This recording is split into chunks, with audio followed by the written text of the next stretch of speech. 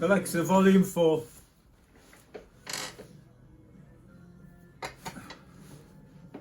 Welcome back. Today we're going to weld the floor panel in, or panel. So I'll just do a run of video and speed it up, see the whole process, hopefully. Right, wish me luck. Alexa, volume up. Alexa, volume 6. And she was preparing for a shift, something.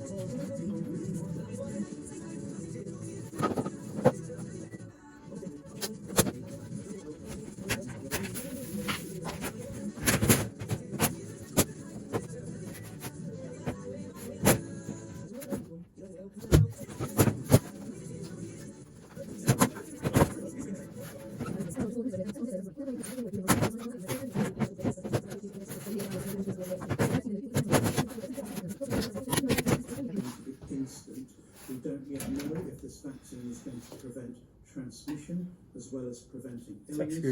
I think I can tell you that I'm very hopeful that vaccines will make a very important difference to how we have to live with COVID-19 in the long run. 3 people have been arrested after a weapon suspected drugs around.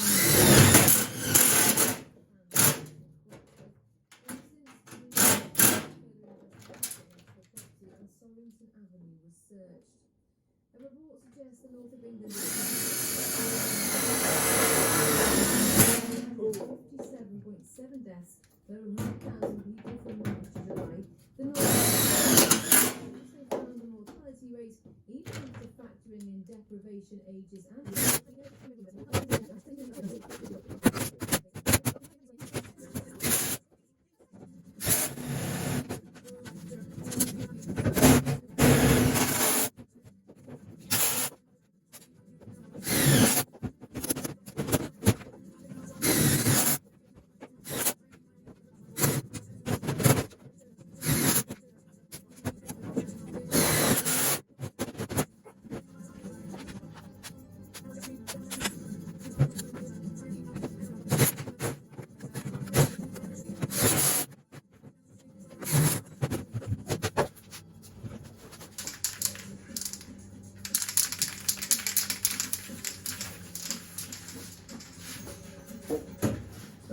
Somebody's been all about this week.